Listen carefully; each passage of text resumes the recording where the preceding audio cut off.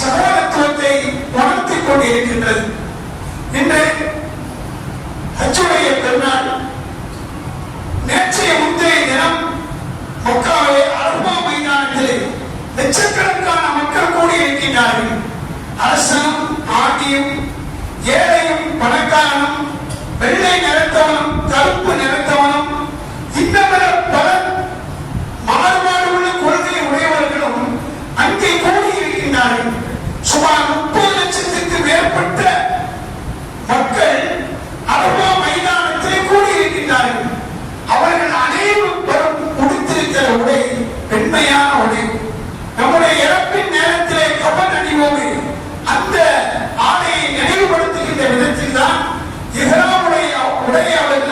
இருப்பார்கள்.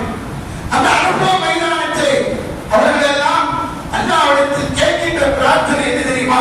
லப்பைக் அல்லாஹும்ம லப்பைக் லா ஷரீக லக லப்பைக் இன்னல் ஹம்த வன் நிஅமத லக வல் முல்க் லா ஷரீக லக என்ற ஒரே வாசகம். இறைவா, நாங்கள் உன்னிடத்தில் வந்துவிட்டோம். எங்களிடத்தில் வேற்றுமை கிடையாது.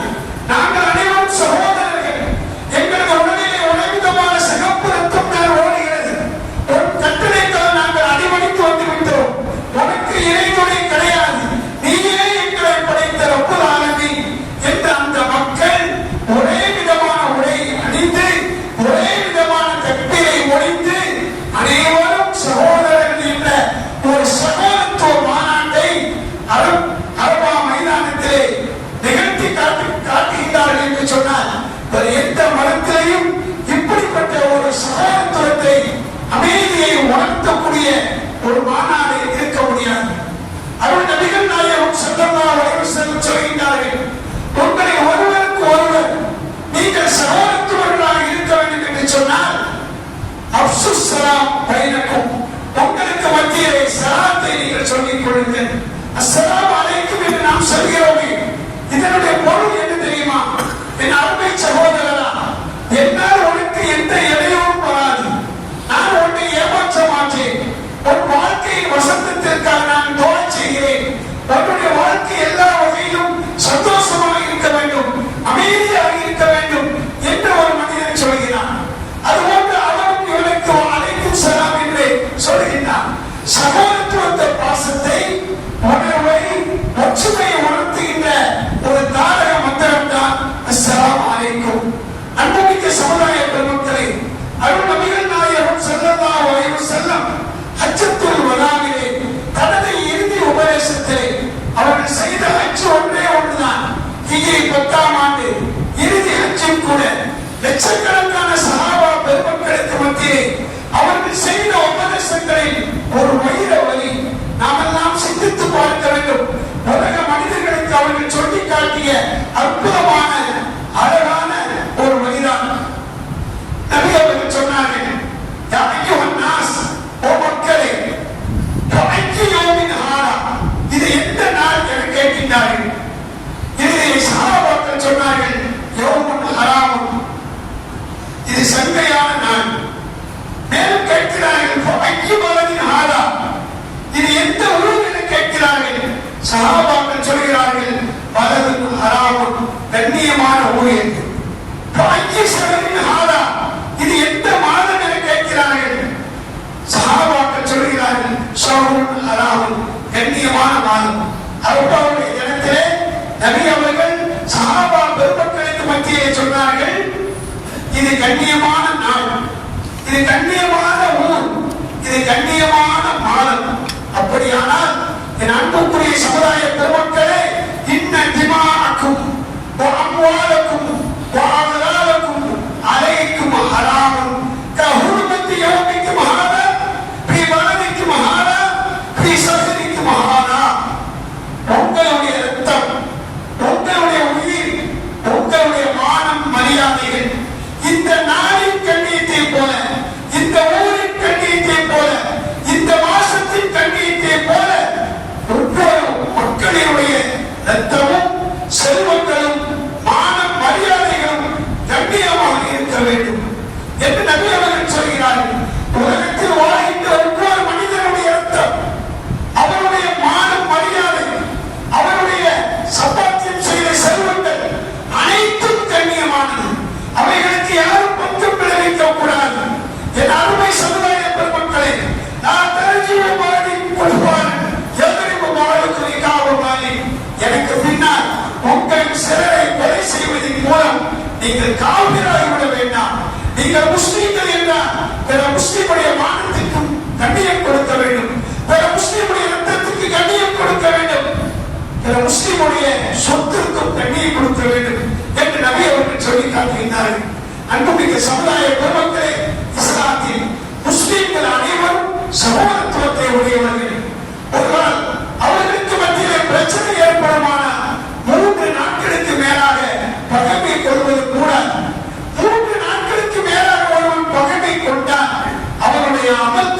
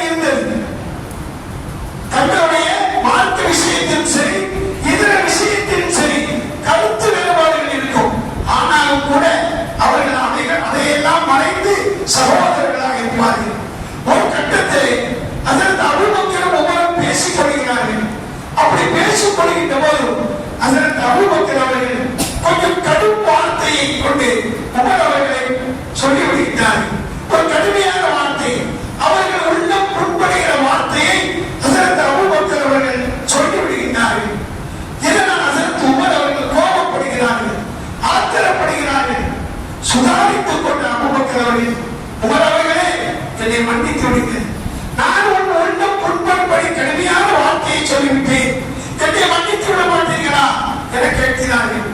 ஆனால் ஹஸரத் உமர் இப்னு கத்தாப் ஹஸரத் அபூபக்கர் சொன்ன வார்த்தை நம்மை எப்போ பாதித்து விட்டது என்ற ஒரு கோபத்திலே அந்த இடத்தை விட்டு வேகமாக வீட்டுக்கு செல்கின்றார்கள். ஹஸரத் அபூபக்கர் அவர்கள் பின்னாலே ஓடுகிறார்கள். நம்பி ஹஸரத் உமர் அவர்கள் கோபப்படுகிறார்கள். எப்படியாவது மன்னிப்பு வாங்கி சகோதரத்துவத்தை புதுப்பித்துக் கொள்ள வேண்டும் என்பதற்காக பின்னால் ஓடோடி செல்கின்றார்கள். ஹஸரத் உமர் அவர்கள் வீட்டுக்கு சென்றவுடன் கதவை தாளிட்டு விட்டார்கள்.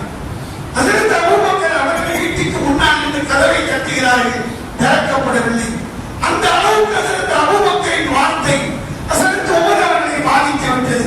ஹஸரத் அபூபக்கர் அவர்கள் வேறு வழி இல்லாமல் அந்த இடத்தை விட்டு அகன்று மஸ்ஜித் நபவிக்கு வருகின்றார்கள். பக்கத்தில் வளர்ந்த மதீனத்து ரோஜா தெய்வீக பேரொளி அருள் நபிகள் நாயகம் ஸல்லல்லாஹு அலைஹி வஸல்லம் பள்ளியிலே அமர்ந்திருக்கிறார்கள். சஹாபாக்கள் இருக்கிறார்கள். ஹஸரத் அபூபக்கர் வருகிறது. யா ரசூலல்லாஹ், நான் ஹஸரத் உமர் அவர்களை கடுமையான வார்த்தையை சொல்லிவிட்டேன். நான் மன்னிப்பு வேண்டினேன். அவர்கள் இன்னும் என்னை மன்னிக்கவில்லை.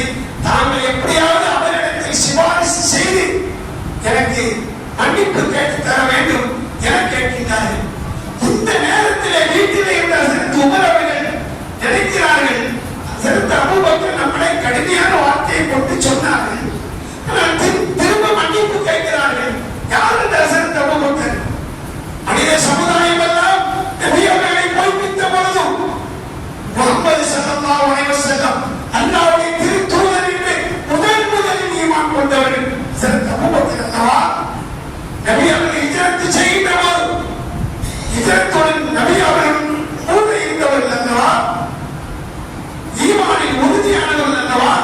இப்படிப்பட்ட அபூபக்கரை நாம் காயப்படுத்தி விட்டோமே, மன்னிப்பு கேட்ட பிறகும் மன்னிக்காமல் காயப்படுத்தி விட்டோமே, வீடு வரைக்கும் வந்து கதவை தட்டினார்களே, திறக்கவில்லையே, அநேகமாக இப்பொழுது நபியிடத்தில் சென்றிருப்பார்கள் என்ற எண்ணத்திலே ஹஸரத் உமர் அவர்கள் பள்ளிக்கு வருகிறார்கள். இங்கே ஹஸரத் அபூபக்கர் நபியிடத்திலே தன்னுடைய நிலைமையை சொல்கிறார்கள். உமரின் மீது கோபப்பட்டு விட்டார்கள். நான் மன்னிப்பு கேட்டு சென்றேன். அவர்கள் மன்னிப்பு ஏற்றுக்கொள்ளவில்லை. ஹஸரத் உமர் அவர்கள் பள்ளிக்கு வருகிறார்கள். நபிகள் நாயகம் ஸல்லல்லாஹு அலைஹி வஸல்லம் பார்க்கிறார்கள். ஹஸரத் உமர் வருகிறார்கள். நபியினுடைய முகம் மாறுகிறது, கோபத்தால் சமக்குகிறது. இப்பொழுது ஹஸரத் அபூபக்கர் பார்க்கிறார்கள். நபி அவர்கள் ஹஸரத் உமரின் மீது கோபப்படுகிறார்கள். ஒருவேளை உமர் வந்தவுடன் ஹஸரத் உமரை பார்த்து கடுமையாக கண்டிப்பார்களோ? அபூபக்கர் மன்னிப்பு கேட்கும் போது நீ ஏன் மன்னிப்பு கொடுக்கவில்லை என்று கடுமை காட்டுவார்களோ என்று எண்ணி ஹஸரத் அபூபக்கர் அருள் நபிகள் நாயகம் ஸல்லல்லாஹு அலைஹி வஸல்லம் அவர்களுக்கு முன்னால் மண்டியிட்டு நபியினுடைய கரத்தை பிடித்து விட்டு, யா ரசூலல்லாஹ், யா ரசூலல்லாஹ், நான் தான் தவறு செய்திருக்கிறேன், நான் அநியாயம் செய்திருக்கிறேன், நான் குற்றம் உரைத்திருக்கிறேன், நான் அப்படி பேசியிருக்க கூடாது, என் பேச்சு அவர்களை காயப்படுத்தி விட்டது. நீங்கள் உமரை கண்டித்து விடாதீர்கள், உமரை கோபப்படுத்தி விடாதீர்கள். உங்களுடைய கோபம் உமரின் மீது விடக்கூடாது. எப்படியாவது உமரை நீங்கள் மன்னியுங்கள் என்று ஹஸரத் அபூபக்கர் கேட்கிறார். ஹஸரத் உமர் வந்த உடனே ரசூலுல்லாஹி ஸல்லல்லாஹு அலைஹி வஸல்லம், யா உமர், ஹஸரத் அபூபக்கர் மன்னிப்பு கேட்கும்போது நீங்கள் மன்னிக்க கூடாதா? யா ரசூலல்லாஹ், நான் மன்னித்து விட்டேன், நான் மன்னித்து விட்டேன். ஹஸரத் அபூபக்கரை மன்னித்து விட்டேன். ஹஸரத் அபூபக்கர் சொல்கிறார்கள், யா உமர், நானும் தவறு செய்திருக்கிறேன், நானும் மன்னிப்பு கேட்கிறேன், என்னை நீங்கள் மன்னியுங்கள். ஒருவர் நபிக்கு முன்னால் மன்னிப்பு கேட்கிறார். பெரிய தவறு ஒன்றுமில்லை. ஒரு வார்த்தை அவர்கள் உள்ளத்தில் பாதிப்பை ஏற்படுத்தியது. பின்பு எப்படி அவர்கள் நடந்து கொண்டார்கள் பார்த்தீர்களா? உலகத்திலே மனிதர்களுக்கு மத்தியிலே சில பிரச்சனைகளே கருத்து போதல் வரும். ஆனால் ஒருவர் மன்னித்து பகைமை பாராட்டாது சகோதரர்களாக வாழ வேண்டும். அஸ்ஸலாமு அலைக்கும், என் அன்பு சகோதரரா, உனக்கு அமைதி உண்டாகட்டும், நிம்மதி உண்டாகட்டும். என்னால் நீ பயப்பட வேண்டிய அவசியமே இல்லை. உன் வாழ்க்கையின் வெளிச்சத்திற்கு நான் பொறுப்பாளனாக இருக்கிறேன், நம்பிக்கைக்குரியவராக இருக்கிறேன். இதுதான் சலாம். இந்த சலாத்தை சொல்வதன் மூலம் உலகத்தில் வாழ்கின்ற நீங்கள் அனைவரும் சகோதரர்களாக வாழுங்கள். இஸ்லாமிய பண்டிகை நோக்கம் சகோதரத்துவத்தையும் ஒற்றுமையையும் அமைதியையும்